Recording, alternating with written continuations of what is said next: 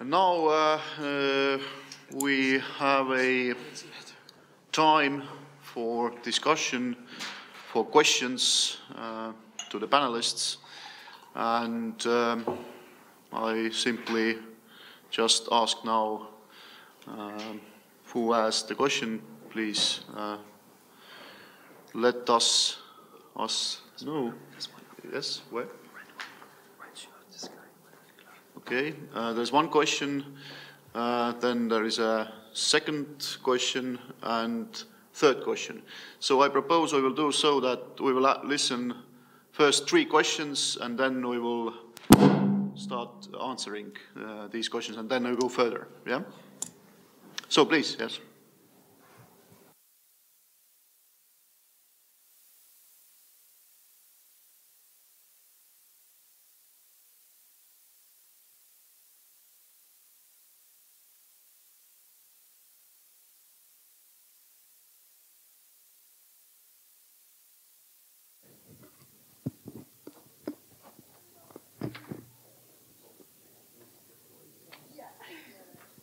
Can I help you? Oh, thank you very much. Okay. So, sorry. Now you can. I'm gonna try to be very brief because we don't have a lot of time. But so going back to the new nationalism that you mentioned in the presentation earlier, we students at Tallinn University and at other universities in Europe, we have been questioning ourselves why in these circumstances having a connection to the land and to the historical aspects of every nation state, why it's seen by some academics and some politicians at the European Union as undesirable outcome if we are seeing a lot of problems with the assimilation of foreigners in the founding members of the institutions from the 1940s, as in France and maybe in Germany or in the UK, that foreign nationals that don't want to adapt or that don't want to respect European values. So is there a way to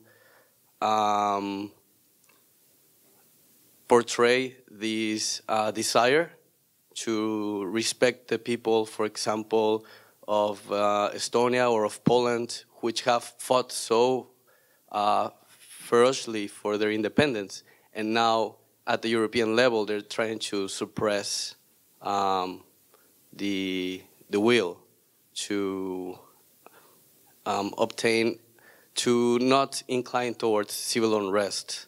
So maybe what is your opinion about this new generation? And this question is addressed to whom? To Professor Fossum. To Professor Fossum, okay. Yes. Now, the second we had here, please. Here in the front, yes, we have. Yes, the microphone is right there. So I had a question about statelessness in Baltic countries, because you have a lot of population from different countries due to history and to neighborhood. And I wanted to know what about this population, especially in the Estonian case. It is a question for Lule.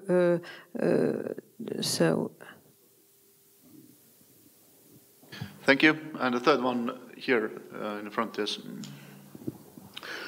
My question is also addressed to Professor Fossum, and where you spoke about the Canadian multiculturalism as being largely dismissed in Europe.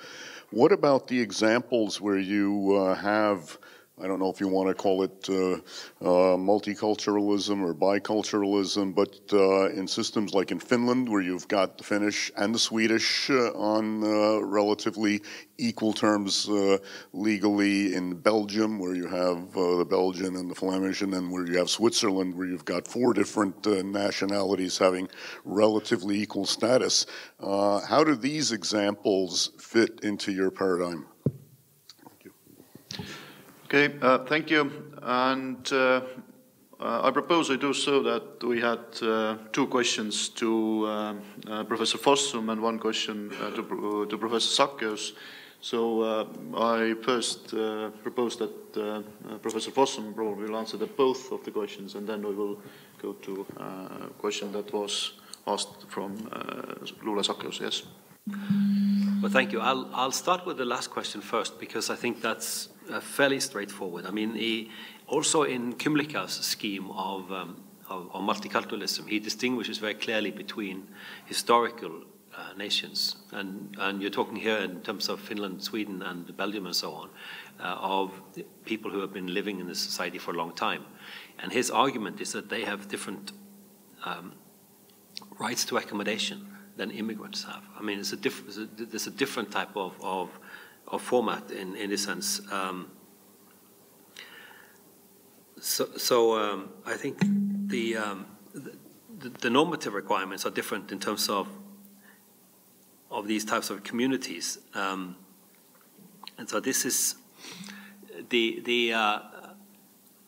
Canadian situation was one where you still had a large level of immigration coming in. So it's not, I mean, it's specifically talking about immigration, whereas the examples in Europe are talking about people who are already in the same place. Okay, so this is the starting point. So the obligations and commitments people have are different if you have been staying in society for a long time, and that has a bearing also on the other question, of course, because I think it also comes across in this panel that nobody says that if you're an immigrant, you can assume that society will automatically adapt to you, to your own cultures and so on, and simply be doing so. I mean, the type of requirements an immigrant, especially a voluntary immigrant, can place on a society they come to must always, in that sense, be weaker than the systems that are established. But precisely what this works out to be is important in terms of the type of requirements we're talking about. And I think several of the presenters here were talking about certain types of entitlements, like democratic rights and so on, are things that they can and should expect, and they should get that. And that is also, to me, much of what European values are about. General principles that people must and the societies must accept. When it comes, so this is about recognizing people as individuals with rights, those that are living there and also those that are coming in. I think that's a sort of standard one, and this is not really the most difficult one, even if we see backlashes in some countries. But in the normative sense, I don't think this is a big problem. The problem, of course, is the cultural aspect, and to what extent a society can expect an immigrant to adapt fully to a specific culture. That has to do about the liberal versus the communitarian debate and so on, in terms of what obligations a society can place in terms of the specific lifestyle that they are conducting. I think this has to be some type of mediation going on. I think that when immigrants come in, again, to Canada is actually an interesting case, because one thing that has made this work fairly well is because they have organized civil society in collaboration with the state, so that immigrants that come in are being trained and they are being exposed and taught how the social mores are and so on in that society. So they provide the bridge to help them to integrate. But at the same time, the society also recognizes that the fact that immigrants are there is a valuable fact, and that they also have a say on the understanding of society, so that the society itself understands itself as being more diverse and having more diversity. For Canada, this is an interesting point, because they have always had the contestation over who they are. So it's been, in a sense, ironically easier for them to do so. They haven't had a very clear national story, an account of what they were from the past. Now, I think part of the reason why some academics are somewhat critical of this past notion is because of the ambiguity of the past.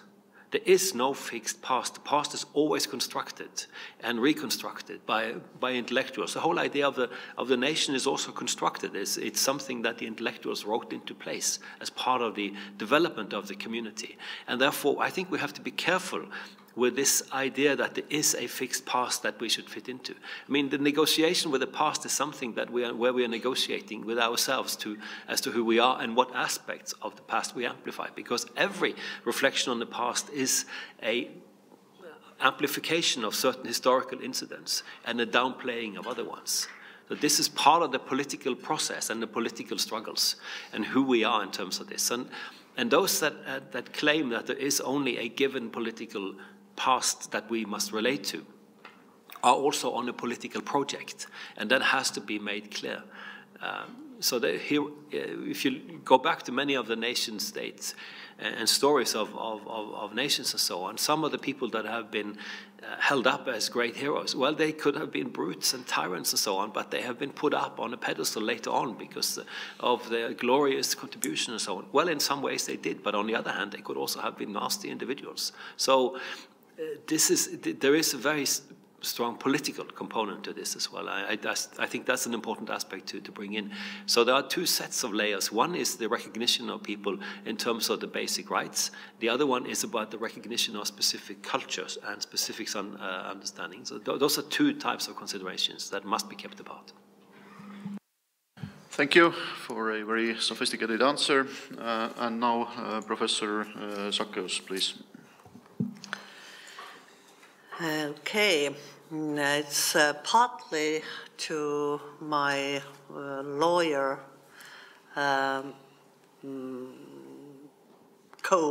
co-workers here to answer, because they know maybe the law better, how it evolved. But as far as I can tell, the situation which Estonia and Latvia were in after restoring their independence, that they came from a country which imposed state citizenship. And we were against imposing to anybody state citizenship. So everybody was free to choose to which citizenship they would like to belong. And of course, there were conditions. You needed to know the Estonian language, you needed to say something about the country, and then you could pass the naturalization. And before the restoration of Estonian independence, there were movements for restoring Estonian independence. And if somebody put himself, herself up in that movement, they were granted even without these requirements. So there was the option. Part of them chose, because of that, Russian citizenship, and that's what you saw for Estonia, that we have more other foreign citizens than, for instance, first-generation immigrants at the moment, because there are also second-generation immigrants who have chosen a Russian citizenship. And then a lot of the other immigrants remained without any citizenship, as they originated from very different countries, which at that moment when we were restoring our independence had not yet restored theirs, so they were not subject to any citizenship. Afterwards, some of them have gone to their own countries of birth and acquired their citizenship. But the others, of course, have also gone through the naturalization process. Now, I don't remember since when, but somewhere in the process, we still imposed ourselves on children. So children who are born nowadays in Estonia, they get the state citizenship, but they can renounce it when becoming in full age. So either to their parents' citizenship or whatever, what is the possibility. So then they have to choose whether they have to be they still want to be Estonian citizens or not. And for that reason, objectively, I think in the beginning, in the 90s, it was 1/3 were Estonian citizens, 1/3 were Russian citizens mainly, and 1/3 were stateless. Nowadays, the stateless part has diminished to a great extent, but it is still something around, I think, 80,000 or something. But I don't know at the moment the right figures. Thank you. Yes, we have one question there, second question, and third question. So we go like 3 questions around. So, yeah. So from there, yes, I think. Raivo, I think.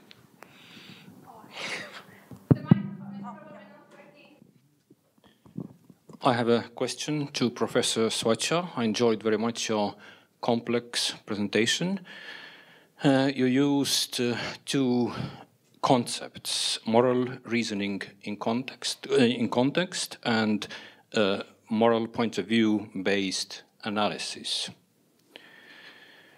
I think there is certain contradiction between these 2 concepts, because if you take your concept of moral point of view based analysis, you outlined partiality, rough equality, etc., etc., etc. On the other hand, if you take moral reasoning in context, social context is always asymmetric. There are dominant positions, dominated positions, etc., etc. So, could you please elaborate? How do you combine these 2 concepts? Thank you. Second question, please, was here. Yes, in the 3rd row.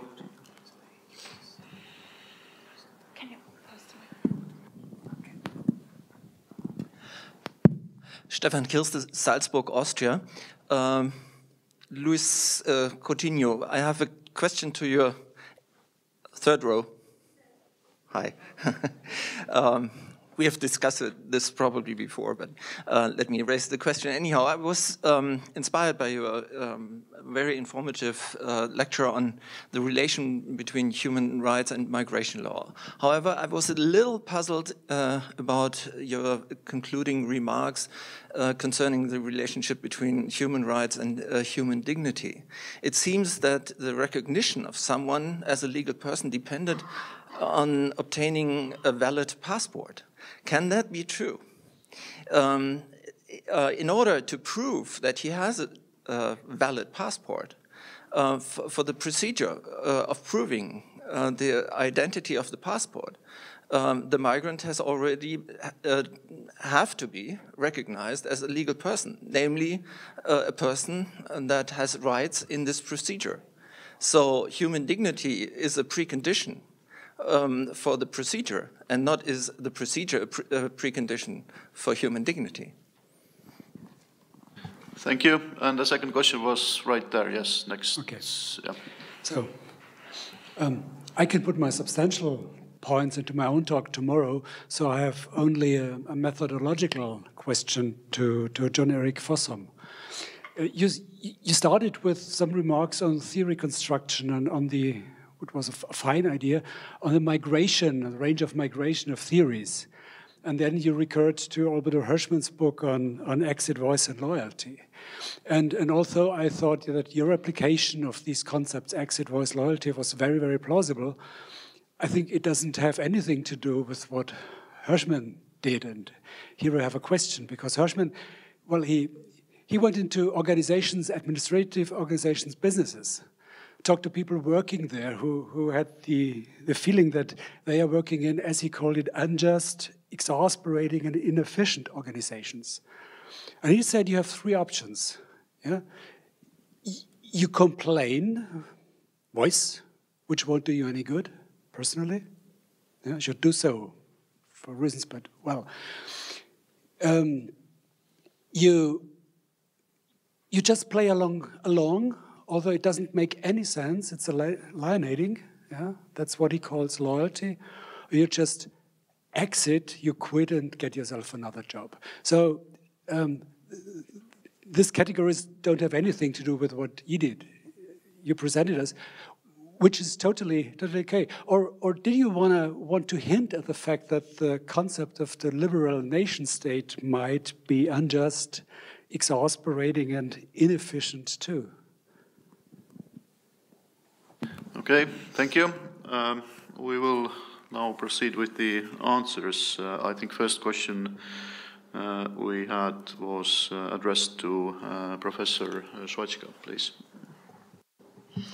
So I had some problems to acoustically understand your question. Well, you were talking about two different contexts, a methodological context in a moral point of view and then the cultural context of the moral point of view, and you want to know how I combine those, or was that the question?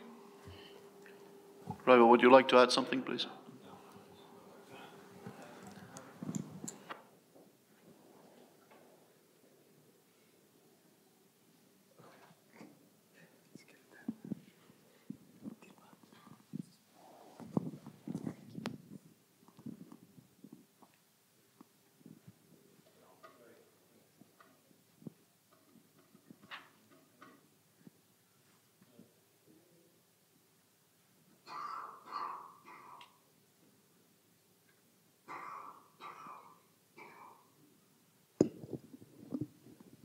Yeah, very shortly. On the one hand, moral reasoning in context.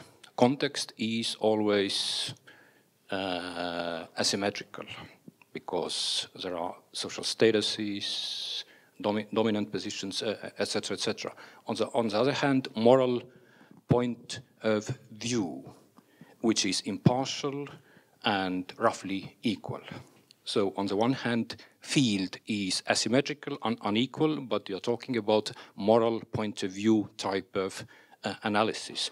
Like, you know, Bourdieu said that there are no points of view from nowhere. If you take a point of view, you position yourself in a field. So I saw certain contradiction here. Thank you, please. Yes, as a matter of fact, I did not talk about moral reasoning in a context. I only talked about a moral point of view as a form or standard form of theoretical reconstruction of an approach, of a philosophical approach of reasoning. The main point is that I think when we try as philosophers, we try to think about a problem which is new. We tend to do what Professor Fossum complained about. We tend to think in the theories that we have and in the traditional conceptualizations that we have. Yeah? What I try to do with the moral point of view reasoning, so to speak, is to untangle the standard traditional philosophical discussions of citizenship from nationalism, community, and residency in order to find a way to address problems that concern migration, temporary migration, voluntary migration, which might not end in the person staying in the host society forever or trying to nationalize. Yeah? So what does the moral point of view reasoning do?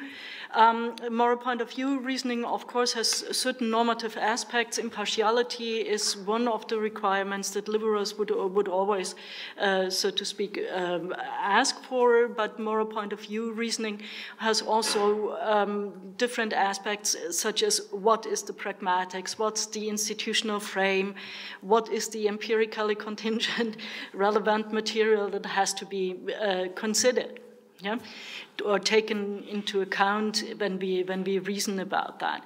So my moral point of view reasoning is, so to speak, a model for building an abstract normative theory in the liberal tradition, yeah. But it's not, so to speak, something that takes necessarily reflects the way political agents discuss about it, or so to speak, political debates. Yeah. What moral reasoning, so to speak, tries to do, and it's of course always, I start from a liberal theory, and I am a liberal theorist in the relevant sense, is you look at what are valid arguments or what are valid standards for assessing normative objections or whatever in debates. I think my reason why I think philosophers cannot come up with a fully fledged theory of what are right criteria for access or immigration or integration or whatever simply has to do with the very fact that a lot has to do. Many of the relevant aspects are of a political nature, and they are empirically contingent. They can vary from society to society. There are different historical paths. And also because I think that the philosopher has something to say about arguments, but not necessarily, so to speak, the authority of deciding what criteria of access ought to be recognized by everybody. So my position is, so to speak, from the philosophical point of view, is very modest, philosophically very modest, because I highlighted the right and the authority of the legislative branch of government to make decisions which combinations of different rules they do want to apply, and the philosophical debate, so to speak, just works at the level of, okay, what are generally justifiable rules? And the important issue is many are justifiable for inclusion, more contested are the points of exclusion. Yeah, that's why I focused on exclusion, because that's more contested. And the second point is, what are standards, justified standards for normative assessments of the validity of arguments from a moral point of view? Does this settle the... Okay, thank you. Thank you. And now, Professor, continue, please. Thank you, Stefan, for your question. I don't think we fundamentally disagree, but I think that one has to distinguish between moral recognition of the person and legal recognition, with the person having full legal capacity. I agree that the first determines the second in normative terms. However, the step from one to the other is not, unfortunately, immediate. Full legal personality and full legal capacity are impossible, are institutionally impossible without documents, and that was my point. So mediation, even regarding this right, seems to be necessary, and I don't see how can, for instance, legal capacity, right to get married. Can a state acknowledge the right to get married to someone who is totally undocumented?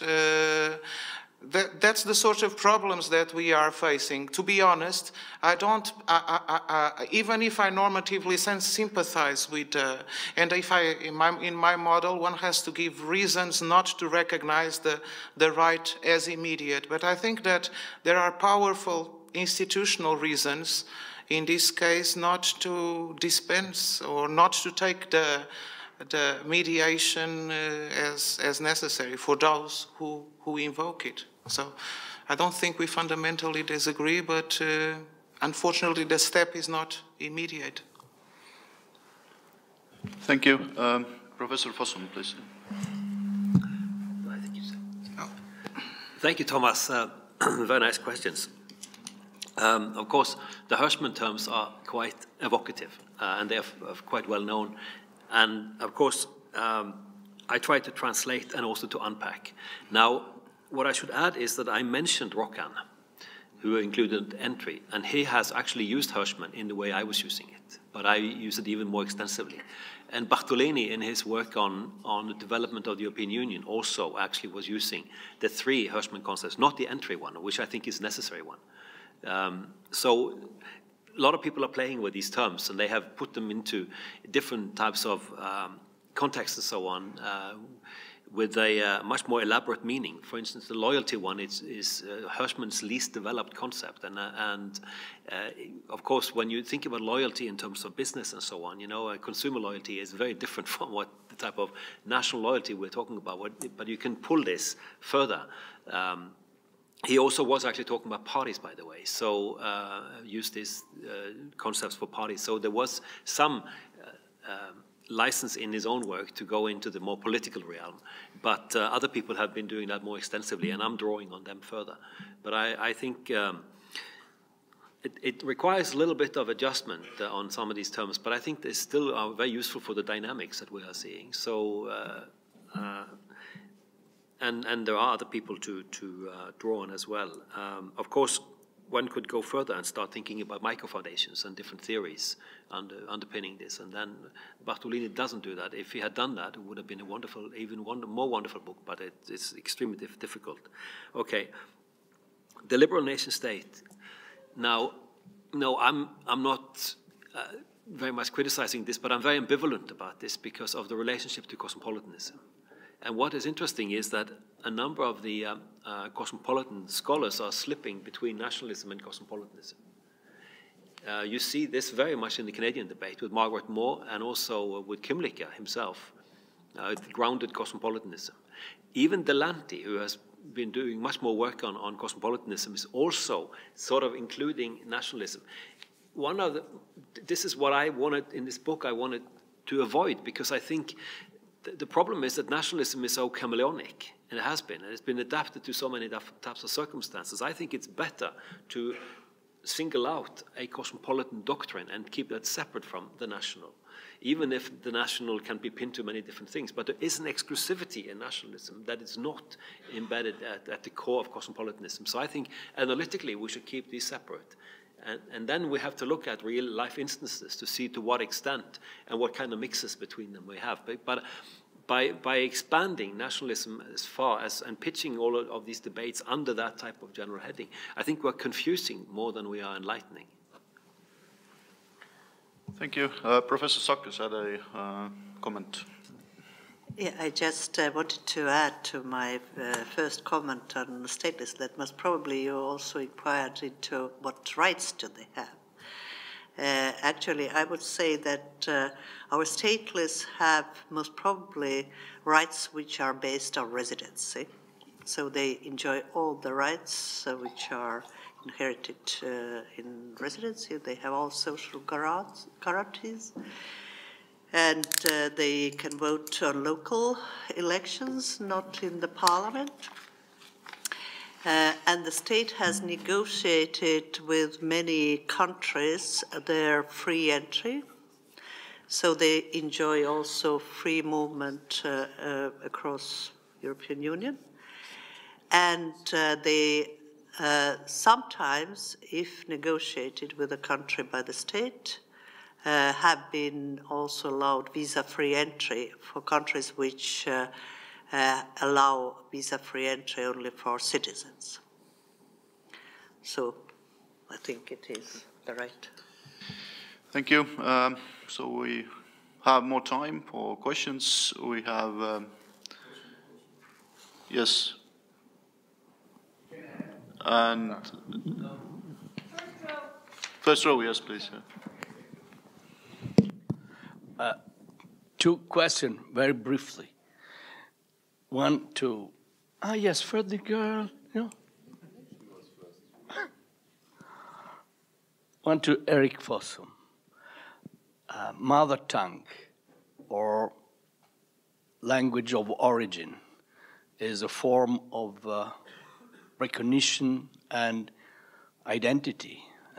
And you put in relation with the what you call new nationalism. In which sense? In the sense we and them, inside the same state. Okay. Second question is for Luis Pereira Coutinho. Are you talking very frequently of cosmopolitan rights? Cosmopolitan rights, I'm a lawyer, but honestly, I don't understand exactly what you mean as cosmopolitan rights. Are, by the chance, human rights or the rights of every human being, or it was something different? Sorry, I forgot to say my name. My name is Cosimo Mazzoni from Italy. Thank you. Thank you. Now we will proceed to the second row, please. Yes. Oh, yeah. Sorry. Thank you very much. Cristina Blanco-Sio Lopez from Groningen. I would like to ask a question to Jon Erik Fossum. Thank you very much, everybody, also for the very interesting presentations. And my question has to do with the concept of European public sphere that you mentioned at the end of your presentation. So I would like to know how could we, and also should we, configure recognition from the European public sphere? How could it be done? Thank you very much. Thank you. Professor Latorre was here.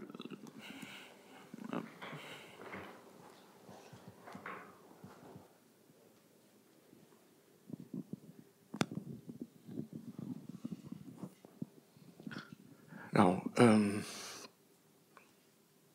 I remember an article of the Universal Declaration of Human Rights, which is Article 15. And Article 15, if I'm not wrong, reads that every human right has claim to citizenship, and that it is a violation of the Universal Declaration of Human Rights to make people stateless. So I think with this regulation, Estonian regulation, I don't know the particulars, I'm sorry, but there might be some problem, because you cannot make people stateless, at least according to Universal Declaration of Human Rights, signed in Chicago in 1948. So this is already 70 years ago. But this is just a footnote, so to say, just a short remark. I think I don't know any other constitution that has made people stateless. This is curious. There is something new, something special, something special. And as far, sorry? No, it's not a question of forcing people. You make people by inscription nationals. But anyway, there are many examples of that. Luis, I liked your paper, but I have doubts. This is typical when in our relationship. It is clear that passport is very important. My father always told me that I should have a passport ready, even 2 passports ready. You can never know what happens. Yeah? This is very important. Passport ready, valid passport ready. This is very, very important. Okay, you're right. But could you say really, as a lawyer, that if you don't have a document, you don't have legal rights? Please. You have so many countries. Imagine making a contract in the United Kingdom where you don't have an identity card, and many people don't have a passport. And they agree about a contract, or they make a will. Is this will invalid because they didn't have a document, and they didn't produce a document when they made the will? And you know that passport was introduced after the First World War. And there were no passports before the First World War. There were very special documents. So what about before the First World War? What about the contract in Austria, in Vienna, in 1912? Was not a legal document, was not a legal agreement. So this is a bit, I think, Kafkian idea of legal subjectivity, what you are proposing. I'm not saying that you might be empirically right in sometimes or often. This is a different story. But you cannot say that as a lawyer, because it's not as a philosopher. It's not normative. It's legal doctrine. This is legally wrong. Okay, thank you. We proceed with the answers. Now I think Professor Fossum was the first one. Thank you. Sorry, and you can of course answer all the questions at once. Okay, thanks. The first question. Well, I don't think what this is has such. I mean, language is one criterion that is being used in this type of political struggle, but it is not actually defined along linguistic terms. I think you can discuss what label to put on it. Most people would talk about populist. I'm also very uneasy about the term populist. We're talking about right-wing movements that have an authoritarian streak in them, basically, of more or less pronounced element. But it is the people-elite construction that is important, and it has also to do with the authenticity here is a style and appearance of showing that these politicians are part of the people in a different way. And language comes in as one of the elements, but it's a different kind of construction. What is also bizarre is that a number of the people who are claiming to be part of the people against the elite are actually part of the elite by all standards. But they want to construct a different type of divide, where also many of the established elites are being seen as no longer loyal to the nation, in according to the type of definition that they use. And I think there's an ethnic component in this because it is exclusive, especially, and is focusing on immigration. And this is actually something I should have said about immigration. I think we have made a significant mistake by talking about immigration as a kind of single issue. I think what they are doing is trying to set this up as a much more constitutive question for our societies, that it's a much more encompassing issue that actually feeds into all types of issue areas. So I think this is that's why I was saying about the struggle is over to some extent the nation state, because this is actually about the general framing parameters of our societies that I think is being activated in this type of process now by the people who are pretending to be the real champions of the people, according to their own descriptions of what the people is.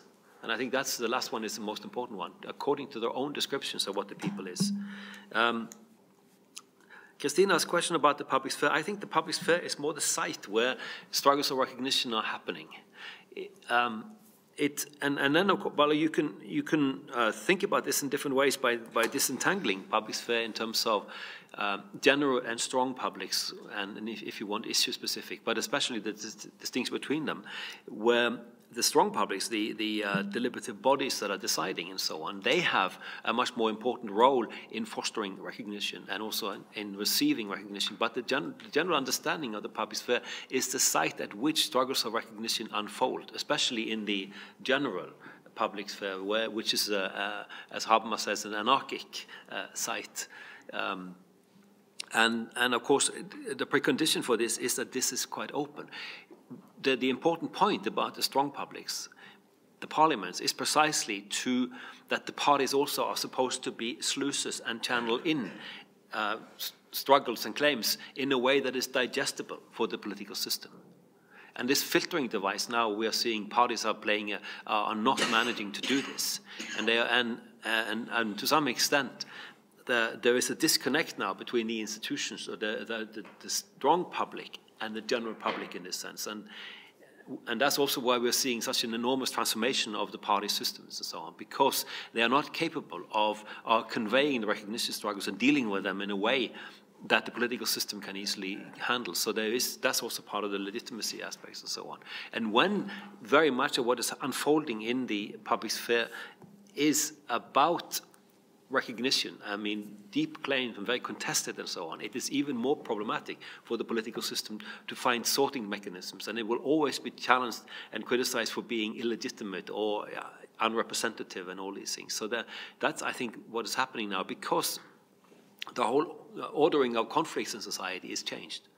The classical post-war period where many of the goals were fixed is no longer so. And immigration is one of the aspects that's coming into this because of the reconfiguration between domestic and international and so forth. There's a lot of different factors in this. But anyway, there is a different play now going on. Thank you. Thank you. Professor Coutinho, please.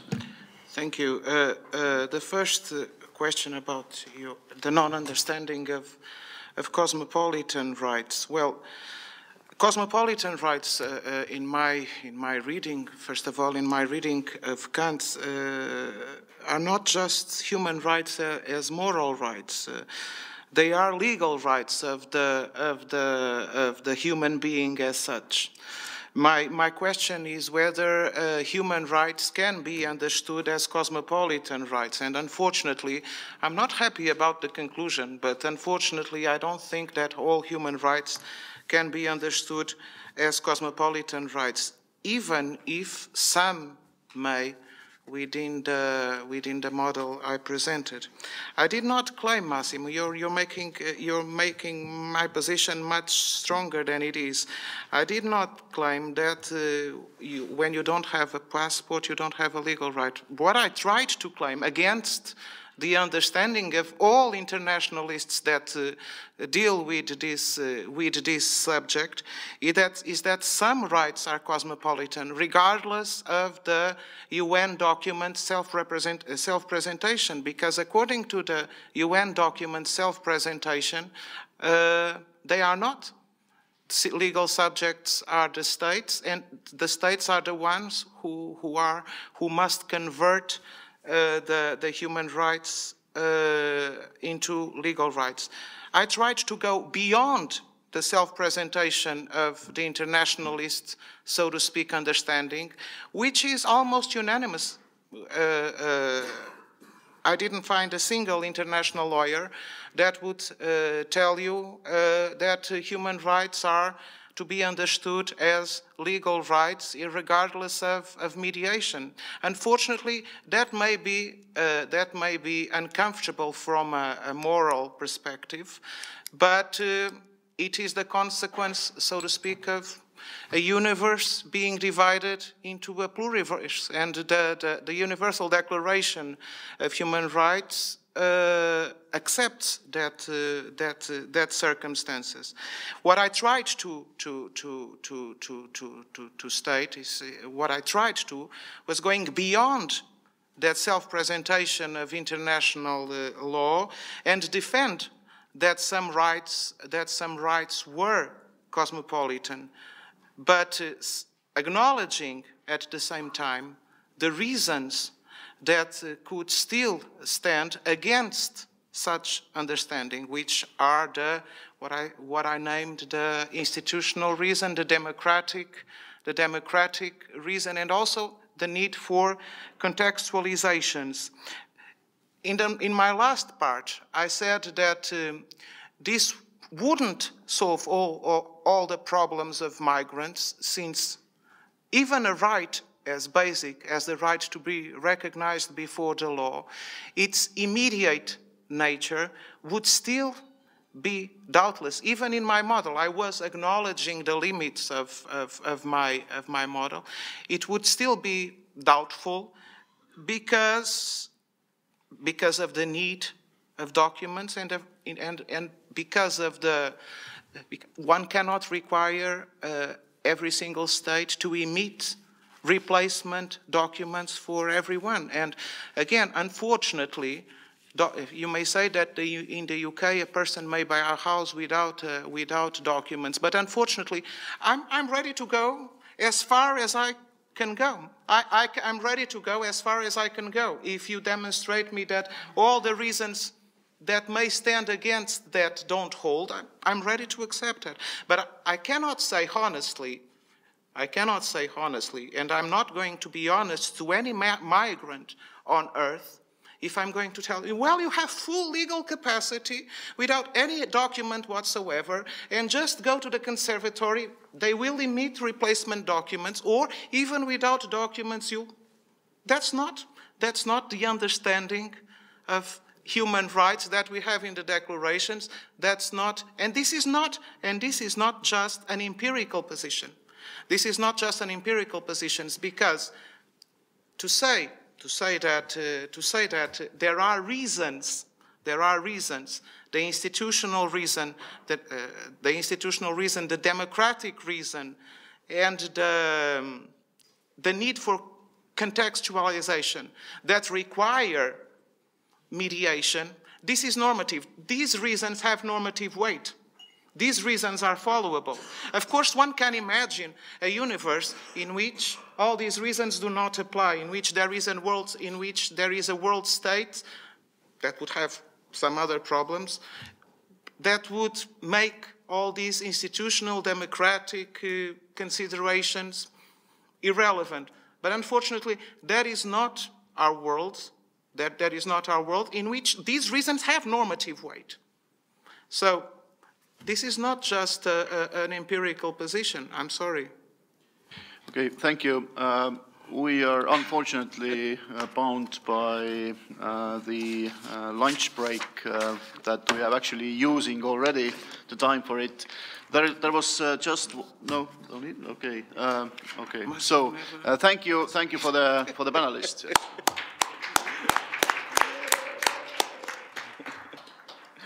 And the next session will start 3 o'clock. So please be back here.